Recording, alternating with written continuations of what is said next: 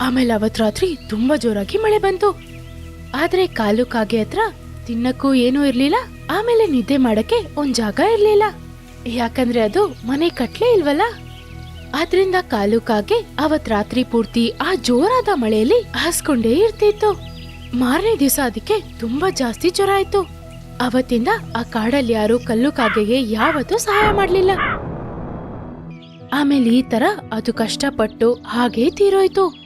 Pink ಮಗನೇ, ಇವಾಗ ನಿನಗ ಅರ್ಥ ಆಯ್ತಾ ಬೇರೆಯವರಿಗೆ ಕೆಟ್ಟದ್ ಮಾಡಿದ್ರೆ ಏನಾಗತ್ತೆ ಅಂತ? ಆಮೇಲೆ ಕಳ್ತನ ತುಂಬಾನೇ ಕೆಟ್ಟ ಕಾರ್ಯ. ಯಾರಿಗೂ ಹೇಳ್ದೆ ಬೇರೆಯೊಬ್ರು ವಸ್ತುನ ತಗೊಳ್ಳೋದು ತುಂಬಾನೇ ಕೆಟ್ಟ ವಿಷಯ. ಹೌದಮ್ಮ, ಕಾಲು ಕಾಗೆವಿನ ಸ್ಥಿತಿ ತುಂಬಾ ಮೋಸ. ಅದಕ್ಕೆ ಯಾರು ಸಹಾಯ ಮಾಡಕ್ಕೂ ಬರ್ಲಿಲ್ಲ. ಕೆಟ್ಟವರಿಗೆ ಯಾವತ್ತೂ ಕೆಟ್ಟದೇ ನಡೆಯುತ್ತೆ, ಯಾರಿಗೂ ಅವ್ರನ್ನ ಇಷ್ಟನೂ ಆಗಲ್ಲ. ಮಾ, ನಾನಿವತ್ತಿಂದ ಯಾವುದೇ ಕೆಟ್ಟ ಕೆಲಸ ಮಾಡಲ್ಲ. ಕಾಲು ಥರ ನಾನಾಗಲ್ಲಪ್ಪ. ಅವನತ್ರ ಅಂತೂ ಯಾರೂ ಮಾತಾಡ್ತಿರ್ಲಿಲ್ಲ, ಆಡ್ತಾನೂ ಇರ್ಲಿಲ್ಲ ಯಾರು. ನಾನು ಒಳ್ಳೆ ಪಕ್ಷಿ ಆಗ್ತೀನಿ. ಇದೇ ಒಳ್ಳೆ ವಿಷಯ.